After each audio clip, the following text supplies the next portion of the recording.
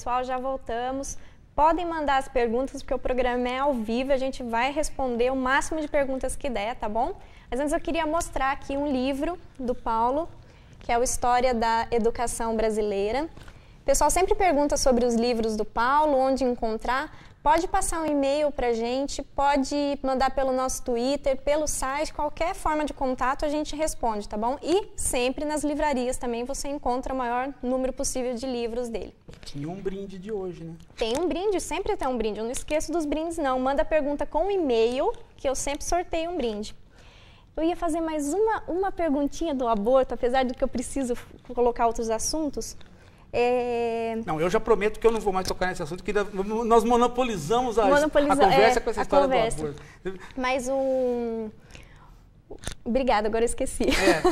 Vamos abortar o aborto? Vamos abortar o aborto, tá bom. Vou pedir para o Fernando colocar um vídeo, que é o da Dilma, para a gente conversar um pouquinho sobre política. Põe para mim, Fernando, por favor.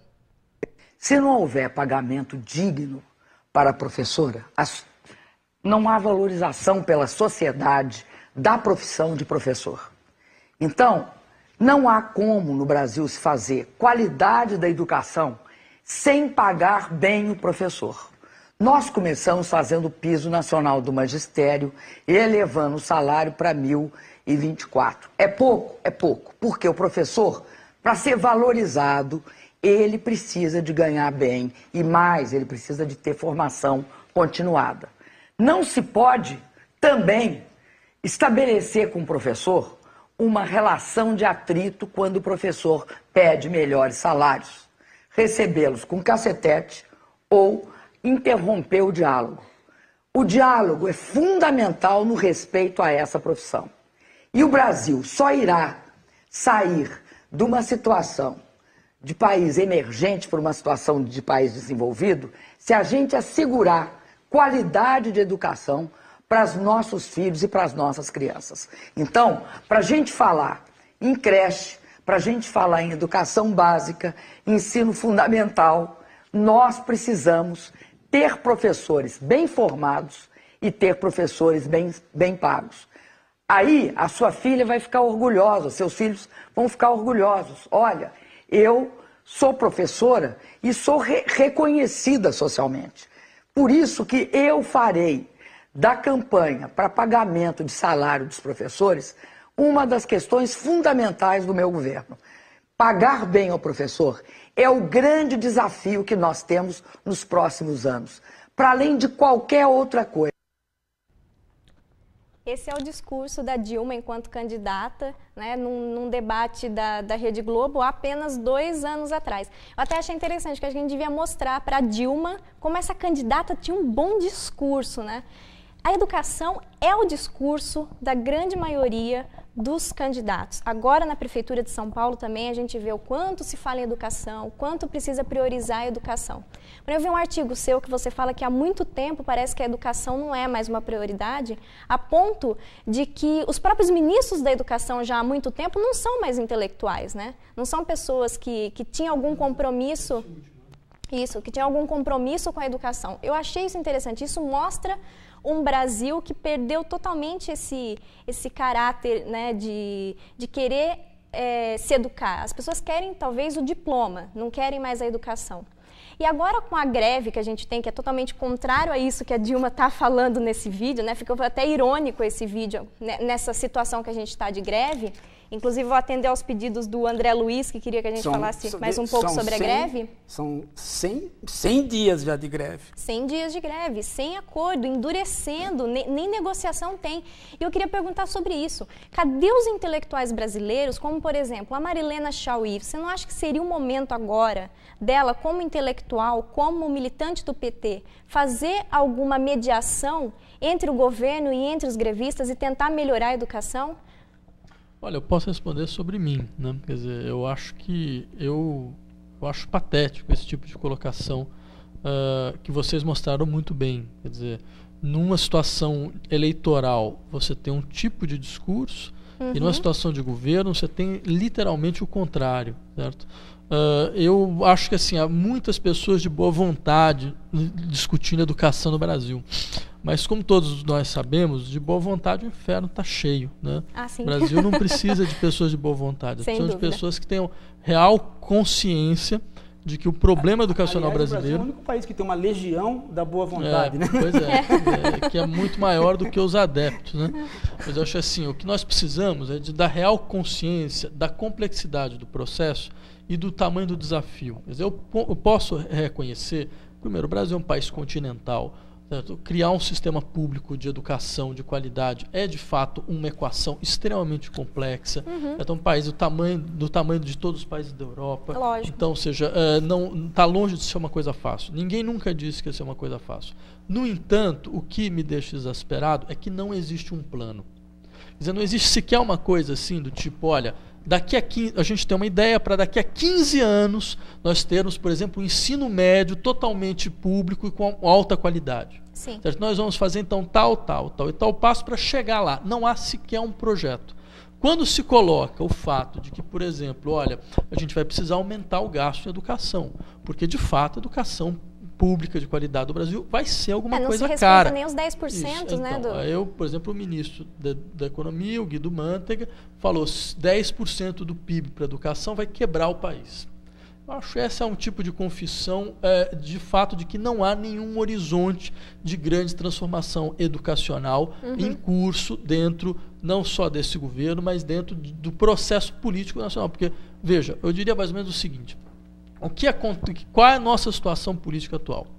Quer dizer, existiu nesses últimos 10 anos um processo que, por exemplo, o professor André Singer chama de lulismo, certo? Que é mais ou menos o seguinte, é um processo onde, entre outras coisas, você criou um serviço de seguridade social que não existia no Brasil com essa escala, certo? E você incluiu uma série de pessoas na nova classe média através da ampliação dos processos de consumo.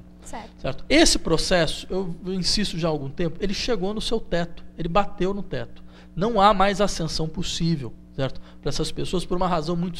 Você tem um processo de necessidade de repactuação salarial, certo? Em todas as categorias. Certo? Todas as categorias têm um processo, tem um salário que é baixo, certo? E você tem duas saídas possíveis. Ou você aumenta o salário, ou você diminui radicalmente os custos, certo? Ou seja, radicalmente aquilo que o salário precisa pagar. Se você vai pegar as pessoas que entraram na sua nova classe média, primeira coisa que um sujeito faz hoje é tirar os seus filhos da escola pública e colocar na escola privada. Sem dúvida. Se ele tiver 2 filhos, então vai R$800. Isso. Certo? Segunda coisa... Um colégiozinho apostilado ainda, que não é nada... pegar o sujeito, tirar da fila do SUS e colocar num plano de saúde privado. Sem dúvida. Então, ou seja, ele vai gastar mais ou menos, se tiver 2 filhos, mulher, filho, ganhando R$3.000, os dois juntos, eles vão gastar pelo menos R$1.500 só nisso. Sem dúvida. Só nisso. Ou seja, praticamente metade do salário vai nisso. Plano de saúde mafioso, escola privada de péssima qualidade. Exatamente. Certo? Então, o que acontece? O próximo passo do desenvolvimento nacional seria você fazer com que essas pessoas não precisem mais ter esses gastos. Certo? Se eles não precisassem mais pagar isso, eles teriam mais metade do seu salário livre. Que faz toda a diferença. Não há nenhuma isenção de imposto que consiga fazer isso. Realmente. Agora, o que acontece? Para você conseguir desenvolver um sistema público de educação no Brasil, você vai precisar fazer uma coisa que nunca foi feita nesse país. Você vai precisar fazer com que as pessoas ricas paguem impostos. Você vai precisar criar, sei lá, uma CPMF de educação. Você vai precisar taxar grandes fortunas e utilizar esse dinheiro para educação. Você vai precisar taxar herança e vai pegar esse dinheiro para educação. Você vai precisar tirar esse dinheiro de algum lugar. Só que para fazer isso, certo? Ou seja, você precisaria de um nível de acirramento de conflito de classe que não é possível ser feito dentro desses quadros políticos. Mas sabe que o Paulo teve uma boa ideia sobre a questão dos royalties do petróleo serem destinados a isso. Não seria essa é uma discussão que vai se colocando agora. Eu tenho muito mais segurança, porque esses royalties do petróleo, Deus sabe lá quando vai começar a aparecer, certo? E você fica dependendo da natureza, de fato você aparece de fato aquilo que está se prometendo. Eu acho que é uma questão de civilidade social, certo? Fazer alguma coisa que é simplesmente aquilo que foi feito e nos países de estado de bem-estar social. Você taxa as pessoas mais ricas, usa esse dinheiro para que você possa, de fato, criar um sistema público de educação de qualidade para toda a extensão da população. Mas eu penso como o estado de São Paulo não é um estado tão grande se comparado a outros países, né? E é um estado muito rico. E o estado de São Paulo, que tem aí o controle da educação fundamental, não consegue também resolver o problema, ou não consegue ou não quer. É deplorável. Perto dos outros estados, por ser tão rico assim, é deplorável. É o mínimo que se poderia esperar, que você tivesse um programa piloto dentro de São Paulo. Exatamente. Do ponto de vista matemático,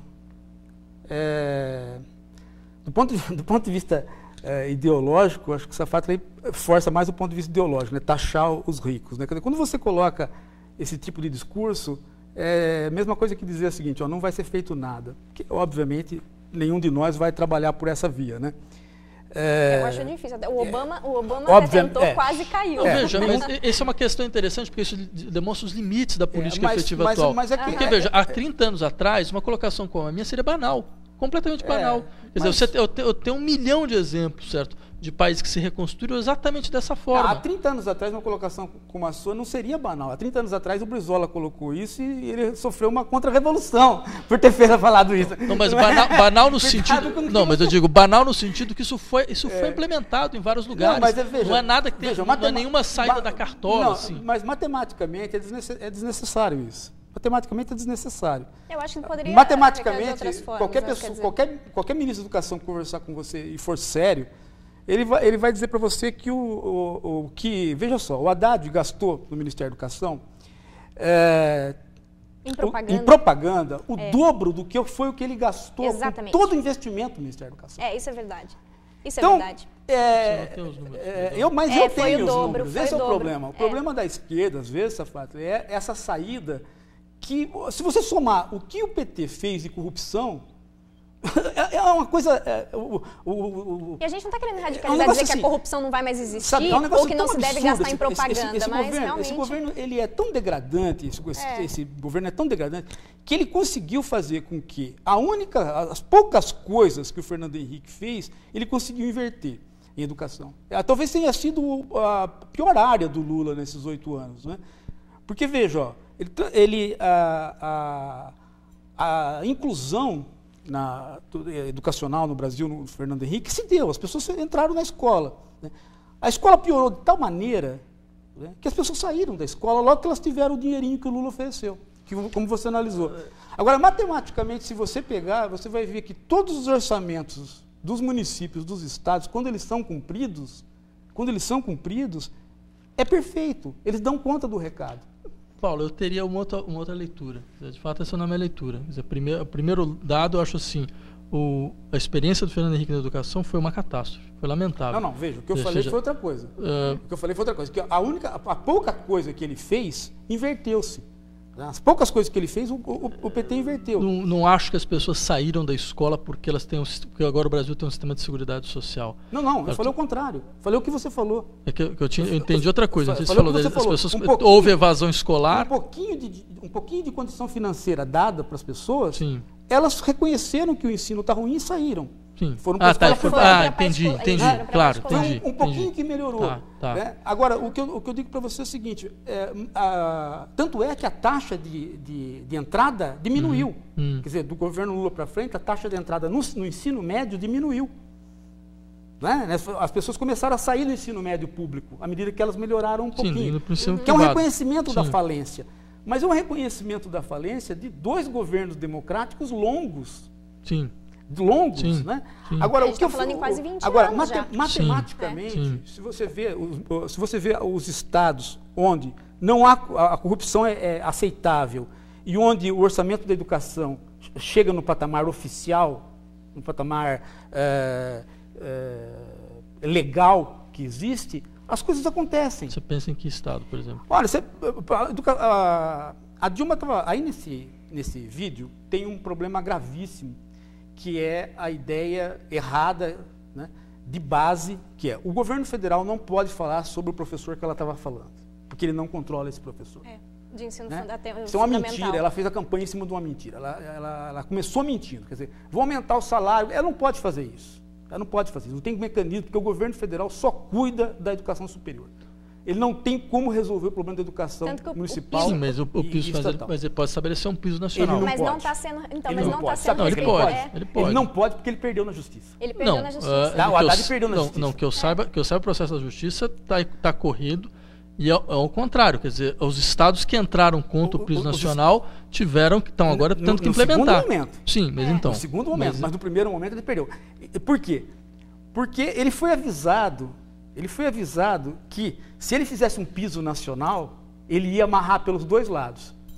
Quem ganhar menos ia diminuir e quem ganhar mais ia segurar. Mas era necessário um piso nacional, não tem como você trabalhar sem um piso. Mas e se a gente tivesse pisos regionais, então? Não, nem o salário mínimo é... Não, mas veja... Nem o salário mínimo é nacional. Sim, o salário mínimo é nacional. Não. É nacional. Não. Sim, você tem... Não. Sim, mas você pode ter acima, você não pode ter abaixo. Mas veja só... O salário paulista... O que aconteceu? Em 5 estados, ele baixou. Bem, aí é uma outra questão. Ele baixou. O piso fez baixar em 5 estados. E nos outros, ele não conseguiu pagar. Bom, aí ele entrou na justiça e ficou demandando. Ele sabia que ia acontecer isso. Mas isso tudo bem, isso aí é a questão do Haddad. O que eu estou dizendo é o seguinte, que quando você pega o dinheiro que é hoje administrado e ele é minimamente posto nos patamares legais, você tem municípios que funcionam. Veja, a minha leitura é diferente. Eu tenho uma outra leitura. Eu acho, de fato, quer dizer, primeiro, sobre essa questão, acho que a saída do ensino brasileiro é um processo de federalização. Certo? Eu acho que é necessário você criar um sistema federal, certo? Que você consiga organizar, inclusive, um sistema de inspetoria geral, para que você possa ter um sistema de avaliação da qualidade. Segundo, eu acredito que a questão fundamental é que você tenha uma destinação clara, né? Para a educação.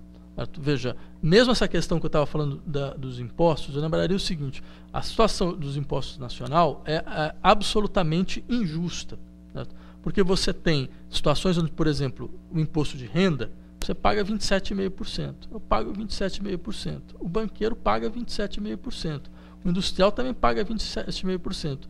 Agora, o imposto grosso que nós pagamos está imposto em produto. Agora, eu acho que essas são questões de financiamento. Quer dizer, nós podemos ter distinções a respeito dessa ideia, mas acho que nós temos uma ideia em comum. É difícil para a população apoiar esse tipo de coisa num sistema onde ela não confia na destinação dos impostos, ela não confia nos governos.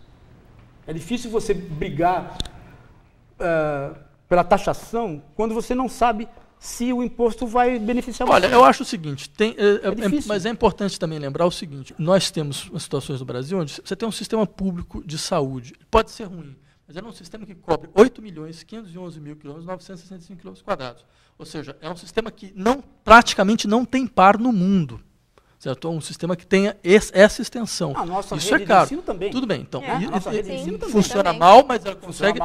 Universidades, ninguém tem. Tudo bem. As universidades federais podem ter problemas, mas veja, você tem um sistema de universidade federal do Brasil inteiro que tem um contingente enorme de professores. Ou seja, quer dizer, isso não sai daí. Quer dizer, se a gente começar a pensar, a gente vai ver, não, de fato tem uma necessidade de dotação orçamentária, quer dizer, o imposto brasileiro não desaparece do jeito que algumas pessoas gostariam de dizer. Certo? Agora, o que eu acho é o seguinte, de fato, ainda é pouco, nós precisamos de mais, nós precisamos de um outro tipo de financiamento. Mas já pensou você convencer a população de entregar mais para esse governo? A população não precisa, não. A população não. Quer dizer, aquele mínima porcentagem. Mas para você ter isso, você precisa ter a população apoiando um governo de esquerda. Sim, sabe quando que a população vai apoiar um governo de esquerda desse tipo? Que está todo ele no tribunal? Nunca. Pode ser. Está todo ele condenado. Não, mas eu não estou falando para você apoiar esse governo. Estou falando para você, para insistir que existe uma questão que precisa ser posta na sociedade brasileira. Certo? É uma questão muito parecida, por exemplo, a questão que o Chile está passando agora. O Chile chegou à seguinte conclusão. Falou, olha que coisa engraçada, nós não temos um sistema público de qualidade, de verdade. Quando a gente tem dinheiro, quando a gente tinha dinheiro sobrando, o governo chegava e dizia basicamente o seguinte: olha, vai vir uma crise, então é preciso ter um colchão. Quando não tinha dinheiro, falava, olha, não tem dinheiro para educação. Ou seja, quando tinha dinheiro, não adiantava. Quando tinha, também não adiantava. Então, ou seja, eles chegaram à conclusão de que não tem condição. Você precisa, de fato, desenvolver aquilo que nenhum país latino-americano fez. Você precisa ter uma dotação orçamentária, tributária, em cima da educação para garantir a educação. Agora, você pode falar, mas esse governo não dá para confiar, o outro governo não dá para confiar. Bem, eu diria, essa é uma outra questão. Tem uma questão estrutural. Certo? Quer dizer, não é se entrar um governo que não vá, digamos assim, fazendo um exercício filosófico. Não é um governo onde o nível de corrupção seja zero. Então, a gente vai ter o dinheiro suficiente para ter um sistema de educação público de qualidade para o Brasil inteiro. Não vai.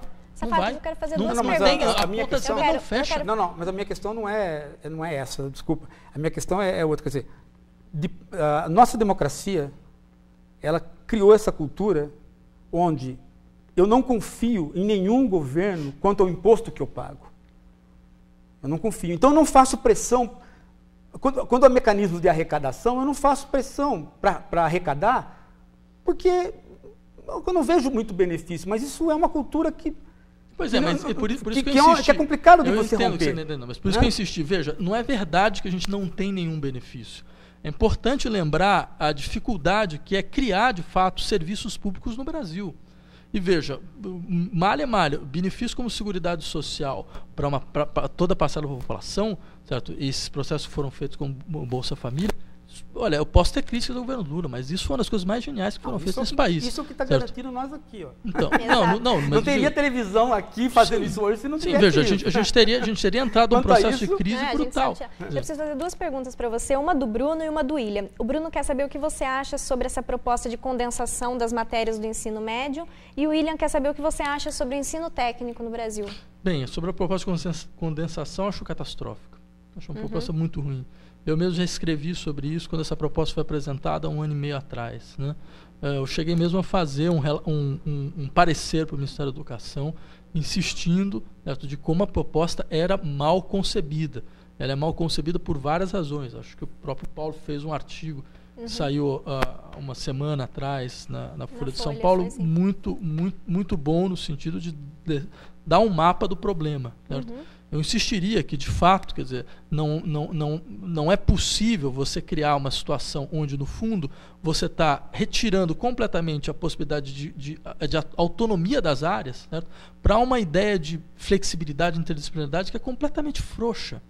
E mais do que isso, que ninguém é formado para isso. As universidades não formam as pessoas para isso. E elas não devem formar, de fato, porque você conseguir articular áreas é uma das coisas mais complexas que tem. Você precisa saber duas áreas muito bem. Exatamente. Seria eu trabalho numa área de interface que é filosofia e psicologia. Certo? Quer dizer, a dificuldade de fazer esse tipo de trabalho, eu vejo com os meus alunos, por exemplo, é que você precisa fazer com que os alunos consigam entender duas áreas. E não adianta o nível de especialização, o que nós estamos hoje nos saberes, faz com que isso seja alcançado in extremis por algumas pessoas em situações muito específicas, certo? Que a imaginar que você vai conseguir formar alguém que pode ser ao mesmo tempo professor de história, geografia, filosofia e sociologia, isso é uma aberração. Isso é uma aberração. É uma irresponsabilidade da pior espécie. Certo? Eu insistiria só no seguinte. Eu acho assim, o que é terrível nessas discussões é nunca se pergunta aos professores nada. Como é que você vai Como é que você vai fazer uma modificação do ensino médio e você não cria um fórum dos professores, onde você vai simplesmente ouvir o que os professores têm a dizer, ouvir a experiência de cada um deles, porque esses professores já viram 30, 40 reformas nesses últimos 30 anos. Sim. Todas elas não deram certo. Então, por que você não ouve os professores? Faz cada estado um fórum dos professores. Vai lá o ministro da Educação ouvir o que o professor tem a dizer e depois ele vai pensar. Essa coisa aqui de aparecer com um programa, Deus sabe da onde, certo? Porque você contratou meia dúzia de consultores pedagógicos que muitas vezes nunca entraram numa sala de aula. Certo? Esses consultores que são pagos a peso de ouro e não tem nenhuma experiência. E você sabe que essa é a minha crítica ao Haddad, né? Porque o Haddad me dá a impressão de ser aquele cara que ele tem grandes ideias mirabolantes, porém ele não consegue nem acompanhar a execução dessas ideias e nem ouvir as outras pessoas, porque no outro dia ele tem outra ideia. Que é mais ou menos agora, eu vi que você defendeu esse novo projeto dele para São Paulo, mas é o que eu achei também que é um projeto do qual ele não está pensando em São Paulo, porque se eu verticalizar ali nesse novo arco, se eu verticalizar o local, colocar muitas indústrias, muitas fábricas, eu vou de novo entupir o trânsito de São Paulo. Veja, o que eu falei, na verdade, é que não é possível que um candidato, qualquer que seja ele, apresente um grande projeto de reformulação urbana e não há sequer uma discussão a respeito como se fosse a coisa mais absurda do mundo. Quer dizer, você está colocando uma questão. Certo. Quer dizer, o que se espera dentro de um debate eleitoral é que as pessoas discutam a partir de projetos concretos. Por exemplo, eu vi ontem lá o programa, o debate entre os candidatos. Foi uma catástrofe. Sim. Porque você não tem uma proposta que você possa ouvir de alguém para falar, olha, isso. Então, quer dizer, foi isso que eu coloquei. Quer dizer, ele teve, pelo menos, o cuidado de apresentar, olha, eu tenho uma proposta, essa é a proposta. Certo? Você pode falar, a proposta é ruim, tudo bem, a proposta tem problemas. Desculpa, também sobre o ensino técnico. Então, sobre o ensino técnico, eu diria o seguinte, é um dado bastante interessante, porque se você pega o PISA, né, que é o Sistema de Avaliação Educacional, você vai perceber que o ensino técnico, certo, brasileiro, que são o ensino das escolas federais, certo, ele tem um nível dos países de primeiro mundo. Certo. E realmente funciona. Os profissionais que a gente depois acaba precisando e buscando, você vê que são bons profissionais. Porque você tem concurso público para entrar de professor, porque os professores têm salário digno, porque eles têm a capacidade de estabelecer uma carga horária, porque mesmo sendo ensino técnico você tem uma área de humanas, né, que é relativamente bem estruturada. Certo? Então, veja, o que aconteceu é que na situação falimentar, como está agora, dizer, essa acabou sendo a única experiência bem sucedida. Claro que eu não acredito que nós temos que criar um sistema de ensino técnico extensivo, certo? Mas nós precisamos criar alguma coisa que tenha pelo menos a estrutura do ensino público ele funcionou, né? Ele funcionou porque ele foi a única coisa que de fato a federação tomou para ela. Aliás, ele é interessante pelo seguinte: sempre quando vai se pensar em alguma solução mirabolante de educação no Brasil, ele nunca é exemplo. Né? Vai se procurar na China ou no Japão, não sei aonde, Coreia, né? Mas esse sistema que deu certo, ele nunca é exemplo. É como se a gente precisasse esconder esse sistema, né? Eu tenho uma teoria a esse respeito, porque a gente vai se acostumando com um certo discurso, que é mais ou menos o seguinte: tudo deu errado. Na verdade, o Brasil ele tem um problema de transtorno bipolar, certo? Que é muito engraçado, porque assim, ou o Brasil é o país onde tudo dá errado, só tem catástrofe, o Brasil é a próxima Roma, como dizia o Darcy Ribeiro, certo? Que vai redimir o mundo ocidental dos seus fracassos. Certo? Não é possível que a gente continue pensando das coisas dessa maneira. Certo? O Brasil é um país onde você tem experiências bastante interessantes em certas situações e você tem problemas que você não consegue avançar, não consegue resolver de maneira alguma. Então, quer dizer, pensar nessa situação híbrida é o que até hoje a gente não conseguiu desenvolver. Certo? Por exemplo, você falou da questão da Escola Técnica Federal. É um exemplo de uma experiência bem sucedida. Certo? Quer dizer, ao invés da gente, você me lembrou, quer dizer, ao invés de você partir dessa experiência e falar, olha que interessante, a experiência foi bem sucedida. O que foi bem sucedido nessa experiência? Por que deu certo? Uma das coisas que a gente fazia, uma das coisas que eu conversava muito com a Haddad quando ele entrou no Ministério, era essa história, né? Por que o Colégio Pedro II é escondido? Não se pode falar dele. Aí a resposta foi uma resposta ruim. Ele falou assim, porque ele não pode ser estendido para toda a população. Eu falei assim, esse é o problema. Ele deveria poder. Ele deveria poder. Começar por aí. Né? Ele deveria poder. Professor, eu gostaria muito de agradecer a sua presença aqui no programa. Já passou a nossa 1 hora. Infelizmente, eu pensava em começar esse programa perguntando outra coisa completamente diferente. Posso dar um minutinho para ele, Fernando? Para ele fazer a perguntinha? Não. Agora não vai poder. Quer? Não, porque eu pensei em puxar esse programa para o lado da filosofia e começar o programa pela reconstrução da epistemologia que o último livro do Safadi estava propondo. Mas depois nós entramos por essa via e é sempre assim, né? A caminha dessa maneira. Mas tomara que você tenha um tempo para uma outra conversa para a gente pegar aí pelo livro. É legal, a gente faz sim uma outra. Quer deixar algum contato? Quer falar alguma coisa? Deixar um contato? Não? Só o nosso contato? Bem, eu agradeço todo mundo, agradeço o convite. A gente que agradece demais. Muito feliz. Obrigada, pessoal. Muito obrigada. Então, até a semana que vem.